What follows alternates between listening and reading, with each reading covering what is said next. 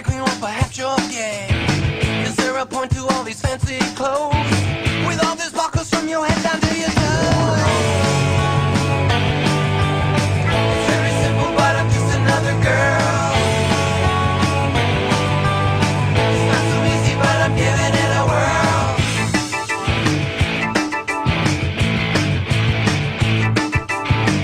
Is there something that you're trying to prove? With all the makeup and the way you move, are you looking for some sympathy? No, I'm trying to be the best girl I can be. It's very simple, but I'm just another girl.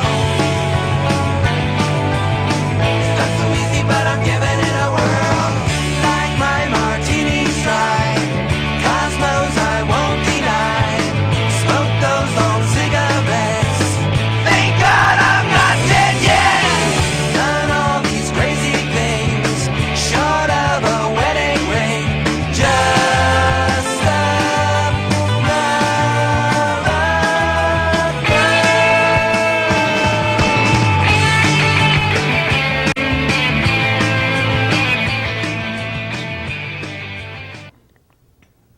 Good evening. Thanks for joining us. I'm Callista Solon, and you're watching NLC Trans. Tonight I'm here with my dear friends and usual co-hosts, Tara Alexander and Stacy Dozier. And Renee could not be with us tonight. She's sick, so Renee, if you're watching, I hope you feel better. We have a very special guest for you tonight. We have Chris Clemons, who is one of our favorite professors from UCONN, and we're big fans of UCONN, and we just love coming up there, and we love. You do the gender and communications, is that right, class? Yeah. And we've sort of been coming up and speaking to your class for a while, even before you were involved in it.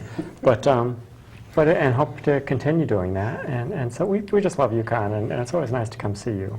Yeah, and I like having you come to my class because most of my students probably haven't been exposed to anybody who is trans or gay for that matter. So it's nice to be able to have such an open discussion about transsexual issues. And so I've gotten a lot of positive comments from my students thanking me for having you come, and they know that they probably wouldn't have met anybody in person because we talked about, in theory, what trans people go through, but to actually be able to say, okay, what is your experience, is something that really opened their eyes. Well, they asked really great questions, and you could see in their eyes that they were genuinely interested and cared. I mean, they're just a great bunch of kids. They really were. They are, and people who elect to take gender and communication tend to be some of the most open-minded students who want to learn about these issues. I mean, I have students from various departments, not just communication, but from business, from just a multitude of different departments who want to learn about these issues because they're going to face them once they get into the real world. Sure. And so I'm glad that they have the opportunity to do that. Yeah, it's wonderful. It really is. It's something that we do a lot of, and we go to UCONN a lot. In fact, we may be going back up there for the nursing program next month. But it's something that actually it may be 2 times next month. It's for the Rainbow Center. Yeah, just got something today, so gotta sort of look at that. On top of what Florette was talking about. Yeah. So God, 3 we're up there a times lot. before the end of the year. We're up there. So you're just going to move in. I would love that. That would be great. We need office space for that. Everyone needs office space. They're putting up new buildings, though. Yeah. It's a great place. We love UCONN. You just got to watch out for the buses up there, I guess.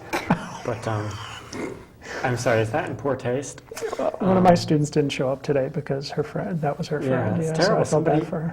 I don't know exactly what happened there, but somebody that went to watch the game or something got hit by one of the buses. By one of the buses on campus, yeah. It's a It got terrible killed, thing. yeah. Well, on having driven around UCONN, there are a few intersections that are just crazy. It is. It really is. You got to be really careful there. And so you learn the outroads, and then you get around better. Yeah. And don't drive in front of Castle Coliseum. Yeah, it's really a terrible thing, and I really wasn't trying to make light of that. It's just it can be dangerous up there walking, especially at night, and wandering around there. And we're up there quite a lot, and it's like, yeah, you got to be really careful. But you know, it was unfortunate to hear about that. Somebody actually got hit and killed, and our condolences to the families. But terrible, terrible thing. But UConn is a great place, and we'll continue to go up there. And you have a new president now. We do. I haven't really talked to her. Or I know she's a comm scholar, which makes me happy. Which political means science, specifically around polling and anti-polling. all right. techniques. So political science. I don't know why I was told she was comm, but I was a little excited. Thanks for bursting my bubble. Appreciate that. Oh. I thought my department would actually get funding. Oh well. It is so nice that we come up there and we I'm sorry. come up. We don't really do anything except yak at people a little bit, and they ask Talk us. about ourselves. And you guys ask us to come back. So this is cool. I have a whole nother class next year of students that haven't been subjected to you yet. A new 80 group of students, yeah. Yeah. But I love it because if I do this for 80 students a semester and I'm doing it for 2 years, and then whoever takes over will probably continue the tradition because before me was Sam Gomes, who's been on the show, Yep. Jeff Wickersham. Yep. I don't know if you. He's been on the show. He's been on the show too. Yeah. So Just once. We have to get him back. That's from right. We do have to get. he's now doing a postdoc at Yale. Yeah. Yeah. He said he was taking the train to Yale every morning from here, from this area. Yeah. Poor guy. Exactly. But yeah, so it's been a tradition, and Jeff got it from somebody else, who got it from somebody else, and so Yeah. hopefully the tradition will continue because that's what we do in our department. We hand all our materials over and say, hey, this is how. You communicate to the incoming professor. You'd be surprised how poorly communication scholars communicate. Yeah, It's kind of like how poorly managers manage and how poorly. It's amazing. People usually study what they're deficient at. So, yeah. That's interesting. So you have wanted to teach this class for some time, as I understand. Yes, I have. I was teaching mass communication systems, and so my area within gender studies is the influence of media on perceptions of gender, perceptions of gay, lesbians, bisexuals, and transgender people. And so what I'm trying to do with this course is, well, I'm teaching the curriculum as it's taught, but I also add a lot of media to it because that's my focus.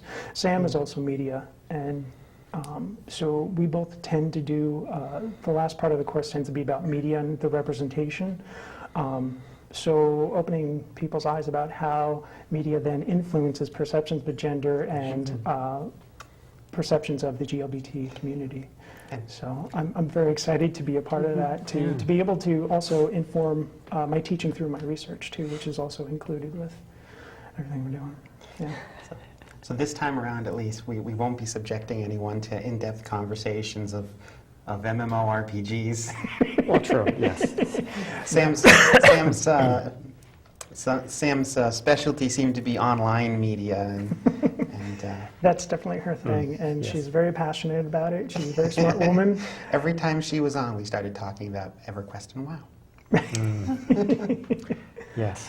And I always feel Not so tonight. left out. I always feel so left out because I don't speak well. My grandson gives me such a hard time. He comes over and of course he loves Tara because Tara speaks WoW. I don't speak WoW, so I'm sort of go World away. of Warcraft. I was like, wow. Yes. Is that a See? new language? And then I was like, It kind of is. Very positive, high Yeah, energy. it is. yeah, there are no negative words in this language. Spend the weekend with my grandson. It's a new It's a Keanu language. Reeves language. Whoa. Pulling the media right in. Absolutely. Yeah. It was funny. I was just watching. Last night I was flipping channels and I caught the tail end of Tu Wong Fu. Thanks for everything. Oh, Julie yeah. Newmar. I love that. I love that movie, and I love that it's three who are stereotypically macho men. They Yeah. do the macho type of. I don't know, Leguizamo? Like, all right. But Wesley Snipes and Patrick Swayze. I mean, Yes. they're either the lover or the fighters. And then you have the funny one.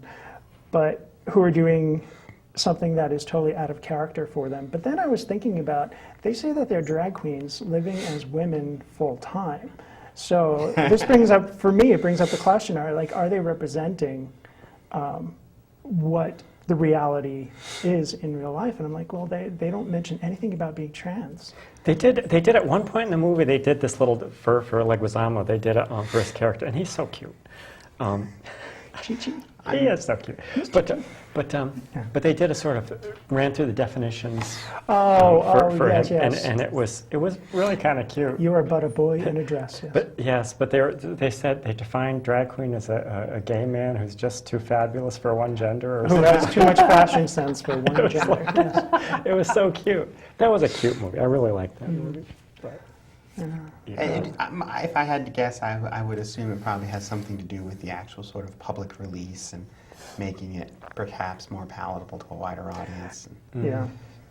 Drag queen is intended to be sensational, so you can take that and run with it. Yeah. yeah. And you watch shows like RuPaul's Drag Race, and you have all sorts of outlandish types of costumes and wigs and makeup and all that stuff. And it's very interesting to see it become part of main popular culture too. Like I have friends who, are you caught up with RuPaul's Drag Race? It's DVR.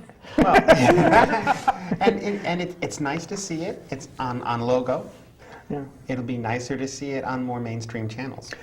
That is what I'm afraid of. When I heard about the start of the Logo network, I was a little afraid. They also had another network called Q.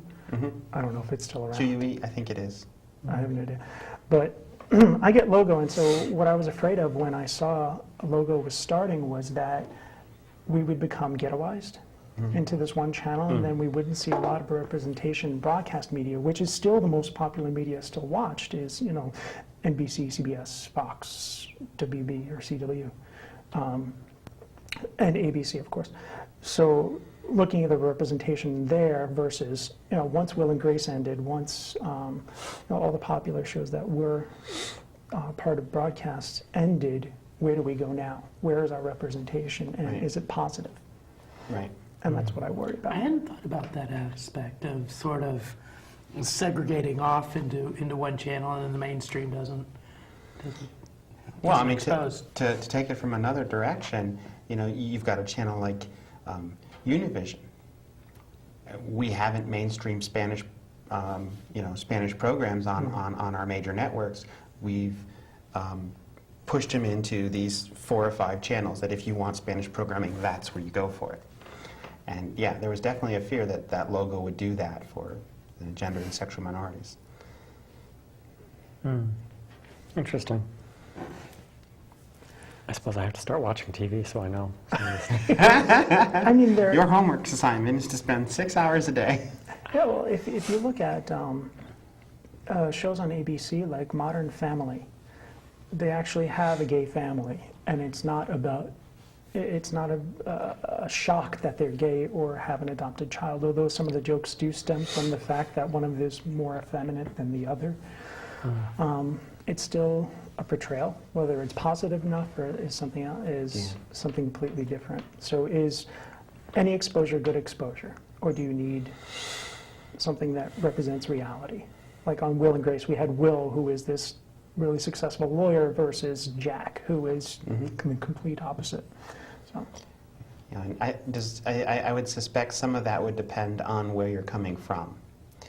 When there's no representation in media for you at all, you have to sort of expect, unfortunately, that the first representation you'll have will be comic. And then and then could hopefully get more serious as you go. I remember when I was just coming out,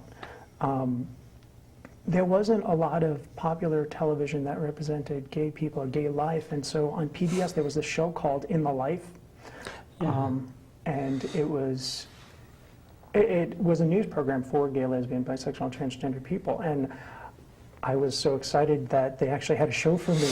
It was on at like 2 in the morning, but I was still excited, and I'd wake up purposely to watch it. And so I worry about how people are then, what teens are doing to be able to come out for themselves. I've heard about kids in Connecticut who are having issues, and we've had the recent suicides of those gay kids. So we need to look at or evaluate what resources are available to high school students, to junior high school students. I know UCONN has a really good support system through the Rainbow Center. And so, Husky Safe Spaces. yeah, absolutely. And because I'm out to my classes, any students know that they can come talk to me about just about anything. Yeah. So I try to lead by example. So That is so cool. I try. So, Yeah. Anyway, yeah, speaking of television, we were on TV for like 11 hours the other day. Right in the middle of frame. That was so awesome. Well, you know, nobody else was sitting there, and I wanted to sit right in the front. I'm sorry. No, don't be sorry. I thought it was awesome. Callie turns to the camera. Hi, and welcome to my show. You should have turned around and did a segment. An intro, fill everyone outro. in. Yes. This was actually Monday. We were at the Capitol, the Legislative Office Building, for the Judiciary Committee meeting,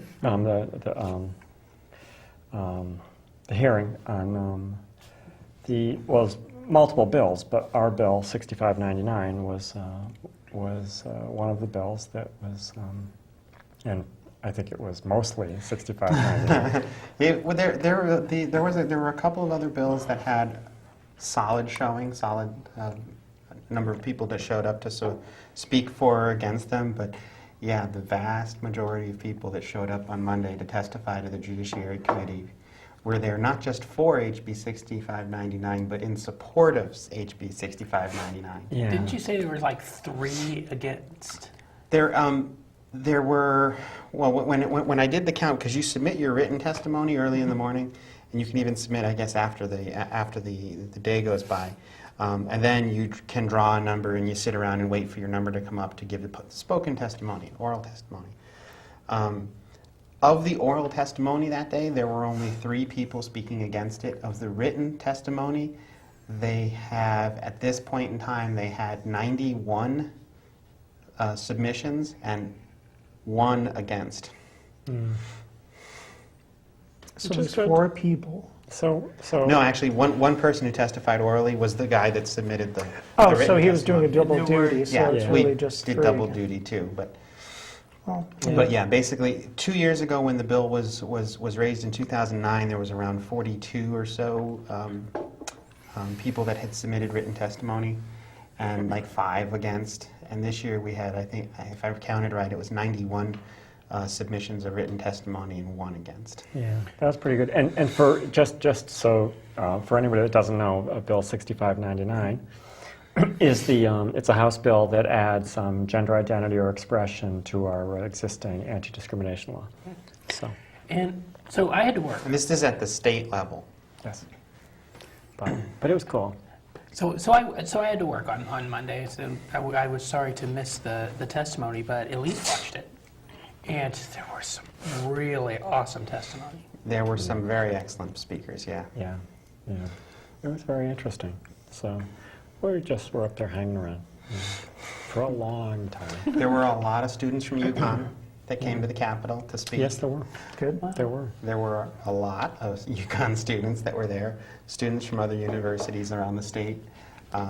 There were a lot of professional organizations, obviously like Connecticut Trans Advocacy was there, but True Colors. True Colors was there, Consax was there, the Women's Defense and Legal Fund was there. I should have printed out the list. There's got to be 24 Yeah. different organizations that came. People, there were half a dozen to a dozen religious leaders from around the state that came to testify in favor of it. That's right. Reverend Pollock was there. Reverend Pollock and Reverend Aaron Smith. Yes, Aaron. It's not Smith. Sorry. Yes. Aaron. Right. So And he's some wonderful. trans ministers and some non-trans. Yes. Yeah, Aaron's a trans minister, Right. yep. Yeah, and really very nice. And I'm sorry, I can't remember his name. I know it's Aaron. Miller. Miller. Aaron Aaron Miller, Miller. yes. Reverend Aaron Miller. There you go. Right from New Haven. From I think New so, Haven, yeah. It's very, very nice. But yeah, it was really impressive every time they called someone up, and you start listening to their testimony and their honorable chairs and distinguished members of the committee. I'm here to speak about HB 6599. I strongly support this bill. You're like, yes, one more. Yeah. You got to do that yes a lot, huh? Yeah, it was really nice. It's really nice to have such positive energy about something that just creates equality for people. And so when you have those people who are against equality, I think two things. One, I'd like to bop them over the head, but two, more importantly, they need some education. Yeah. Well, and the one interesting point that actually I think it was Senator Kissel kept making was based on a ruling by the Connecticut Commission on Human Rights and Opportunities from 2000, this is already law. They've already ruled that, and it's limited in its scope, which is the unfortunate part, but that there is this commission protection for transgender people. It's not codified in law. And this bill would codify it and extend the protection beyond the jurisdiction of the CHRO. So this is already sort of there, and it's just sort of dotting the I to pass the bill. We actually have a phone call, so I'm going to take this if you guys don't mind. Good evening, NLC Trans. You're on the air. Hi, thank you. Hi. Hi, how are you? This is John Finnegan. How are you? Hey, John. How you Hey. doing? I am good. And yourself? Very good. It's so nice to hear from you. Good. Yeah. I haven't tuned into your show for a while, but I was glad tonight to hear your two presenters, guest speakers, talking about transgendered issues. And I don't know if any of you had the opportunity to attend the True Colors conference. Yes. Up at, you did, up at UCONN this past Yeah. Yes. last couple of weeks? It's always Good. wonderful. Because I do have a contact I would like to get to you, a young man that sent me an email that is doing his graduate work on transgendered, the entire LGBT community, but cool. specifically on transgendered individuals. Absolutely. So you know how to get hold of me. Yeah. We will email you or call you and get that information. Do you still have my contact info? No, I don't. So, Okay. So if I'll, you want to call me, I'll if buzz you you. want, give me a call, and then I'll send you his email address. I spoke to him today, and he said, he would really love to talk to you. Cool. Okay. That's wonderful. Great. Great. Keep up the good work. Thank you Thanks, so John. much. All right, take care. Bye-bye. Bye. That's so nice. John's one of the guys in the London area who's very supportive and about the whole GLBT community, and a real big fan. Since John called in, we'll remind everybody, safe sex. Yes. Yeah. We still have a whole box of comments. John, yeah, for when we go out, and actually we do presentations at Pride events and stuff. There was John got a donation of a very large box of condoms so that we can give them out to people to help promote safe sexual practices and reduce the transmission of STDs and Yeah. such. And, We've been doing that for a while. and John's always at the events in the area handing out the safe sex kits. Yeah. It's on It's the nice. rise again. It is. It It's is. a really good thing. A lot of the campaigns so far have been looking at a newer phenomenon, which is the down low, the African American community, where men are having sex with men, and so they're trying to reach the African American community to reduce the transmission of HIV and STDs. But now, since they've been concentrating in the African American community, now the gay community, GLBT community, is on the rise again. So. Yeah, when you squeeze the balloon, it's going to pop up somewhere. Right. Right. Yeah, We need more hands. yeah. I mean, it's not that it ever disappeared in the game. Right. I'm not saying that, but it's on the rise again. And so, Well, and something we've talked about that I think you had brought it up on when we've had some of the folks from Alliance for Living on, and a couple of other guests. There's almost within the GLBT community, there's this sort of lack of history because gay kids don't necessarily come from gay parents. So there's not really this sort of passed on history, and I think there's the potential to not understand what a big scare it was, not understand the impact of it, and a lot of the media tends to treat it like cancers or diabetes, where it's, oh, we've got drugs, it's a manageable disease, you don't have to worry too much about it because you can get help. Yeah, And there is it's that. very severe. There is that. I mean, during the 80s, early 90s, where there were a lot of television shows. I'm sorry to get back to media, but that's where, that's where I am with everything. So there was a lot of television shows that did like special episodes. Like Right. Golden Girls had a special episode, and then where they thought Betty White, she played Rose Nyland, might have gotten it through a blood transfusion, and Sure. they had other shows like Designing Women, Not from the Shepherds. Mr. Belvedere, Mr. Belvedere. Mr. Belvedere, yeah, where they actually did episodes about HIV. Wow. And they always said that it, most of the time they said it was through gay men having sex, which was very interesting. But now with the new generation, anybody who's born 1990 on tends to have this same frame of mind where it's treatable. Just take a bunch of drugs and that's it. Those drugs are expensive, though, and they very do often horrible there are things. some nasty side And effects. it's sort of, withering. Yes. Withering. There's also this frame of mind that says within the gay community, if you're part of the big party scene where you go to a lot of parties, do drugs, stuff like that, that it's an eventuality. So why bother even trying to avoid it if you're just going to get it anyway? So it's these two frames of mind, and there are these parties where guys go to that they don't communicate with each other, not allowed to talk about their HIV status. I've done a little bit of research about it, where they have these parties. They're called white parties, where guys just randomly have sex with each other, and they just don't have communication with each other because that then diminishes the excitement of having sex with random people. And That's scary. yeah, I read this one account in an article where a reporter went to a barebacking party, which is basically it's a party where people have sex with guys without condoms, and they actually had to sign a release that said, "You assume everybody has HIV, don't talk about it." Wow. It's just a shocking thing. So That's crazy. yeah. Anyway, we actually have another call. Good evening, NLC Trans. You're on the air. Hi, ladies. It's Tambria. Hi, Tambria. How are you?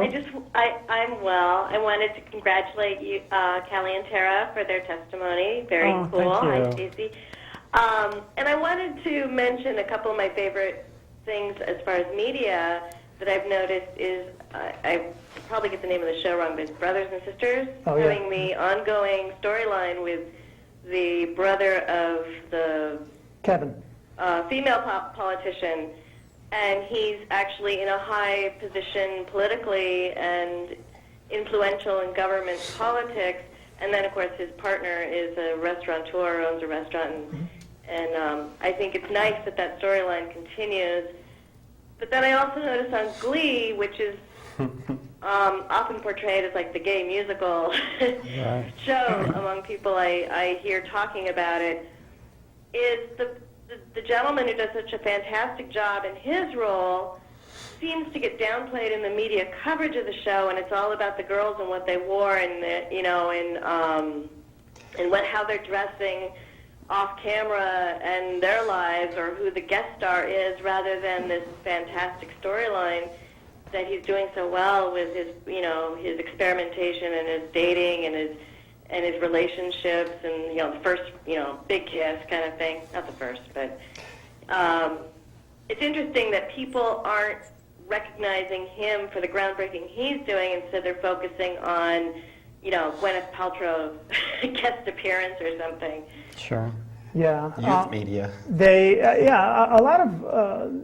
I read in The Advocate they did an entire 3-4 page spread about Chris Colfer. That's the actor's name. And he just won an award. He won a couple of awards for his portrayal. One is a Teen Choice Award for a scene stealer. And so, and just to go back to Brothers and Sisters, you were talking about Kevin. Yeah. Yeah, I'm a big fan of that show, so I watch it. But yeah, it's very interesting that they finally have a gay character in mainstream musical. But if you look at some of his depictions, you can see that it's pretty stereotypical as well. Yeah, He sings a definitely. lot of Broadway musicals in the original key. And he tends to That's a be very the good fashionable one, the really effeminate one. And but I am glad he finally has a boyfriend, and that he had a kiss. But did you see Victoria Jackson just did this whole diatribe about the whole screen kiss? Really? Victoria Jackson, No. who is from Saturday Night Live. From way back. Yeah, well, from the 80s into the early 90s. She did this whole thing, Bible thumping. She had the Bible in her hand, and she was on, it was Really? just an amazing, someone shared it with me on Facebook, and I Wow. was just, I'll Google it. A question I have for you, Chris, is with the political scene right now and the attack on NPR, and one of my concerns is not so much the public broadcasting television, but the radio.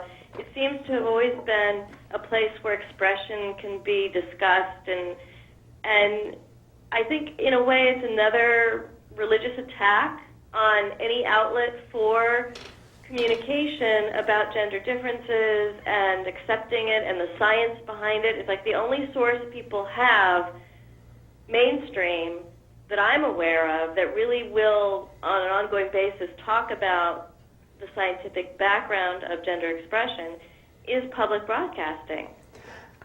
yeah, it is fear, and one of two things is going to happen. Either they're going to find privatized funding, because their funding is usually through grants, which they're not getting anymore, or through Donations from viewers like you. Yeah, donations from viewers like us. So one of two things is going to happen. They're going to have to up their donations from corporations, or they're going to have to do advertising, which would probably kill it all. Yeah, Right. that wouldn't be good. Yeah. And my last comment, you were talking about safe sex and HIV, and I had just read an article of an implant transmission of HIV, Oh, wow. and it just underscores the need to practice safe sex. The gentleman who donated the organ had unsafe sex just prior to the organ donation. Oh, wow.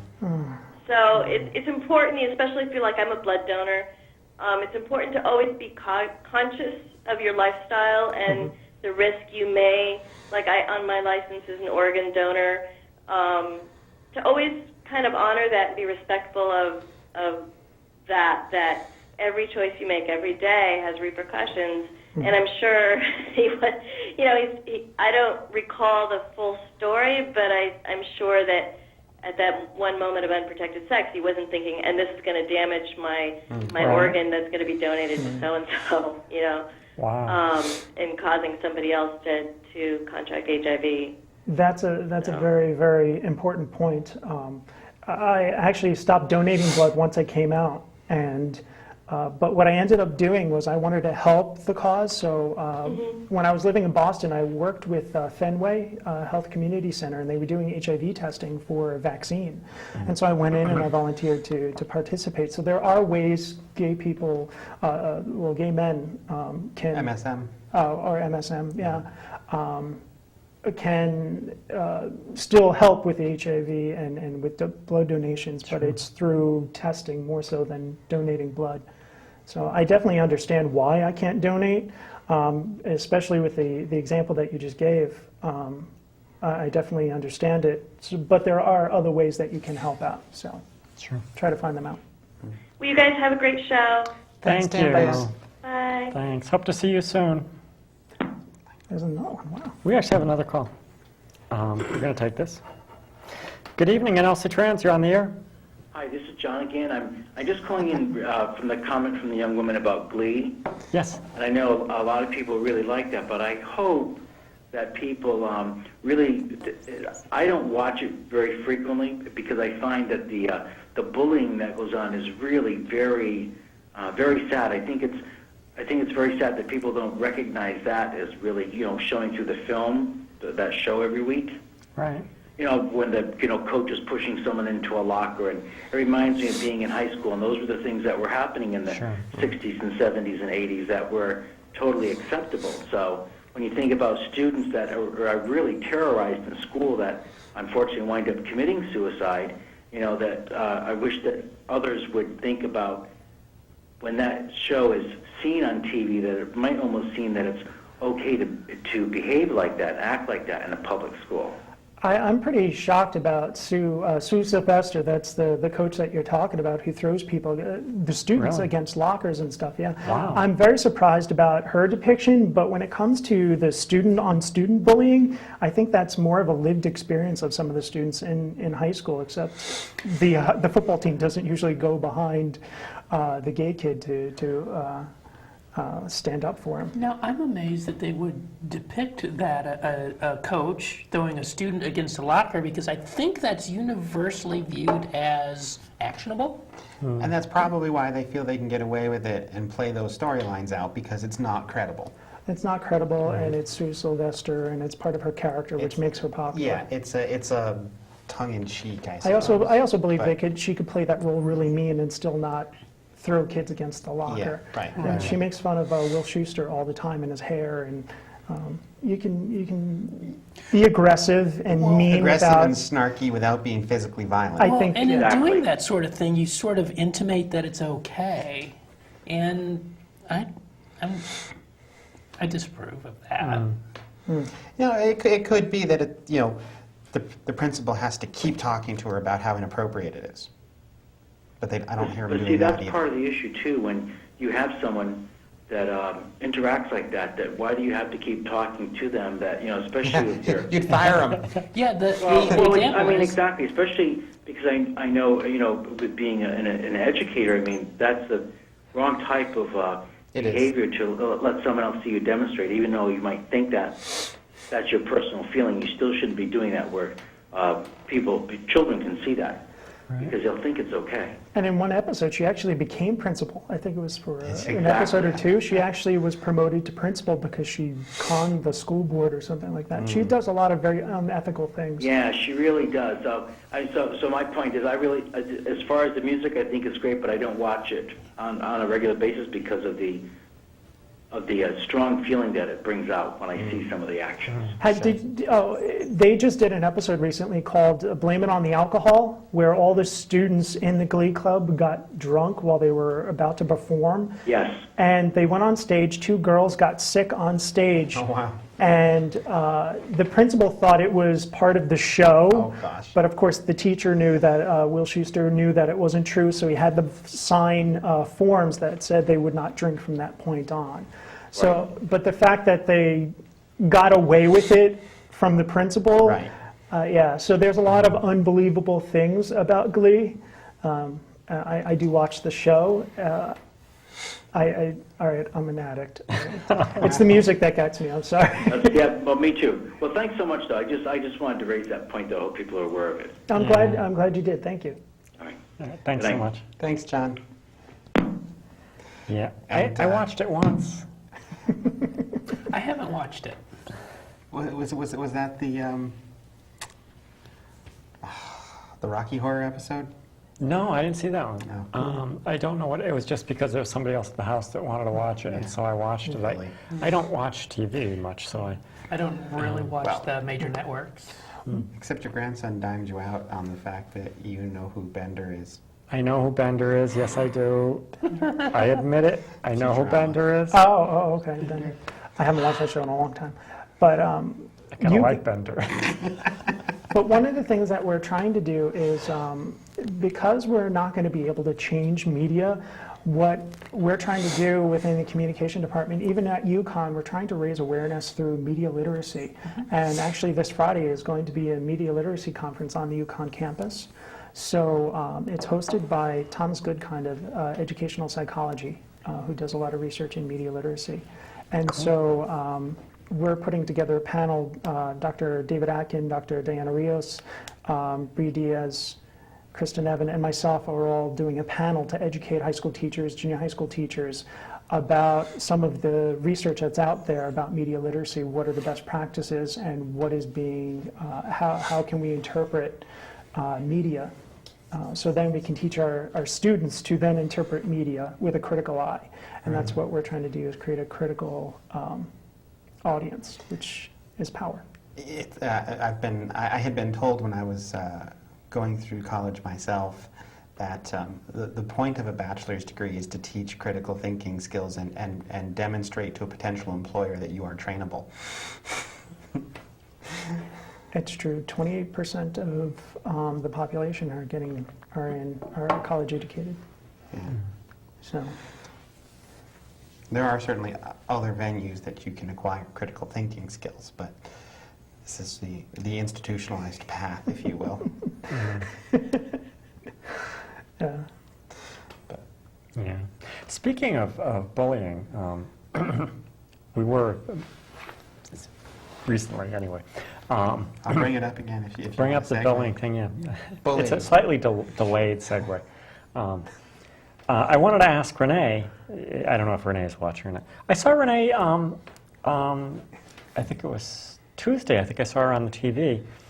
There was some panel, some bullying panel up in North somewhere at one of the schools. I think they were doing some kind of a panel, and I saw Renee sitting there, so she was obviously there. So if Renee's sick, and I talked to Renee today. She was very, very sick and couldn't come on, and I hope you feel better, Renee. But we'll have to get her to tell us about what that was all about, the bullying thing. Some kind of some kind of an anti-bully discussion panel that was going on. I forget exactly the context, but Yeah, last semester when I was teaching my media course, I actually taught an entire section on bullying, the types of bullying that goes on online, especially, why bullies do it, and how to get around it. Because even though college students are considered adults, they're still bullied. I mean, 2 of the college students last semester were arrested for bullying a high school student. So they created a Facebook page to taunt this one high school kid that they used to go to high school with. And so they were expelled. They were expelled. that's good that they were expelled. That's a horrible thing. Why? All right, I don't want to get into that because I just don't get it. But yeah. Well, you're a kind person. You're a very warm-hearted person. So. That must be it. Thank you. Yeah. Not to say that you two aren't, but But you've met us, and you know. And you know we're evil. Well, it's okay to be evil, just don't bully. It's just that her horns are pink and fluffy. Yeah, true. All right. oh, good times. Yes. Anyway, so yeah, we'll have to get Renee to tell us what that was all about. But it's good that they had that panel, that people are actually talking about it, because the more people talk about it, the more education goes around. And Yeah. Well, absolutely. God, when I was a kid, I won't tell you when that was, but yeah, no, it wasn't anything. Kids were bullied all the time, and nobody cared. Well, and they learn it. They don't come up with that on their own. They learn it. They learn it in the home. And then parents used to think, well, it'll just make them stronger. And that the Stand up to them, bully them back. and the whole kids will be kids thing is really just it's lazy, and it's Adults will be adults and bigots will be bigots. What are you going to do? Yeah, if we all thought that way, Lord have mercy. it's negligent. That's what it is. Yeah. Anyway. No, it absolutely is. And if people continue to bully, I mean, then these suicides are just going to increase. And it's such a shame to see life potential ended so early. Yeah. So, Yeah, absolutely. And that's just for the ones that do things like commit suicide, which is horrible. But even the ones that don't, it can be life-changing for these You kids. carry it with you And- for the rest of your life. And it can diminish their potential. It really can, over a lifetime, which And some sick. of the statistics that we've pulled out before, we don't have them today, but you're talking double-digit people, teens and 20% of respondents who have been physically or sexually assaulted by a teacher in the LGBT community. I mean, It's crazy numbers. look at the appalling suicide rate in just the trans community, and how much of that do you think is? Do you think the lion's share of that is from bullying? Potentially. It's at least from the stigma that comes with Right. it, you know, because even if you haven't been bullied, it's the fear of. Right. You know it's out there, you know it's in front of you, that sense of inevitability. Right, I can't get away from this. Yeah, it's going to be with me my entire life. Just to bring up Glee again, Yeah, oh, go ahead. what they did in Glee with Kurt's character, and we've been talking about Kurt, who's played by Chris Colfer, they, instead of him facing his bully or his bully being punished, the bully's still a part of the football team, still a part of the school. He changed schools, so now he's in an all-boys school. So what does that teach gay kids? Well, you're supposed to Run run away. and escape. So, but what kids have the availability of the funds? Not all parents can afford it. Yeah. I mean, in the fictionalized world, of course, they have unlimited funds. In our world, kids can't necessarily leave to go to more accepting school. So, Yeah. That's right. so we need teachers and educators who are open and who are trained to be able to speak with students or open to speaking with students. Trained to recognize it, trained to confront it when they see it, willing to take the action. Yeah, and that's the big thing. I think you can train people until you're blue in the face, but until they're willing to take the action, that's something completely different. And I know there's the Safe Spaces program that operates in different chapters around the country. I think many schools have them. They have different little stickers that the teachers who are working as advocates put on their doors to signal, I am a place you can come to and speak freely. Yeah. Which is a good first step, to know that there is a safe space as a kid in the school you can go to. But then you're always going to run into the question of, are they willing to take that next step and be an active advocate on that child's behalf within the school system, all the way up through to the superintendent, et cetera? It's a good question. But at least starting having Yeah. the Safe Spaces program. I actually went through the Safe Space program at Suffolk University up in Boston. I taught there for 2 years, and I went through the Safe Space program, so I was so proud. I stole a couple of stickers. Well, good for you. Yes, and when I lived in Indiana, I lived in a small town called Kokomo. Well, they call You it a lived city. in Kokomo. Way Yeah. down in Kokomo. I lived in Yeah. Kokomo, Indiana. No, You nothing did. like the Beach Boys. But I always purposely put all these symbols and jokes and stuff on my door that represented that I was gay, and I was always out to my students. So I was told that I was going to hell several times. But I Yeah. also had those students who asked me to start a gay-straight alliance at that school. Well, that's So- brave, and that's a, I always thought the people from Indiana were so nice, but I certainly didn't. I'm not speaking for all Indiana people, and I can't generalize all people from Indiana. They're very nice to your face, but behind your back sometimes. I mean, people in general will do that, but everyone was nice to me to my face. Yeah, But some of the students It's- would then go behind my back, and I think it depends too on who you are and what you are too. I mean, I used to live in Cheyenne, Wyoming, but that was before I transitioned. Presenting as a man. And they are the most wonderfully nice cowboys and cowboys are so cute, but it's the cowboy capital of the world. Cheyenne Frontier Days is the biggest rodeo in the world. It's huge out there. Wow. But they have at the local college, they have rodeo events are on the curriculum. I swear to God, it's true. They have their own arena. But the nicest people, they really are. But I know that if I had transitioned in Cheyenne, they would have dragged me behind a pickup truck. yeah, unfortunately. And because I was in position of power, students couldn't do anything. Yeah. I mean, because I was their professor, I graded them. It would be bad to do anything. And yeah, Not it's that just- you are implying that their grades would have been affected by their comments. You were purely grading them on their academic prowess. Sure. No, I'm a very ethical person, and I do harp on ethics in my class too. So, no, I wouldn't have graded them based on that. But There's the threat.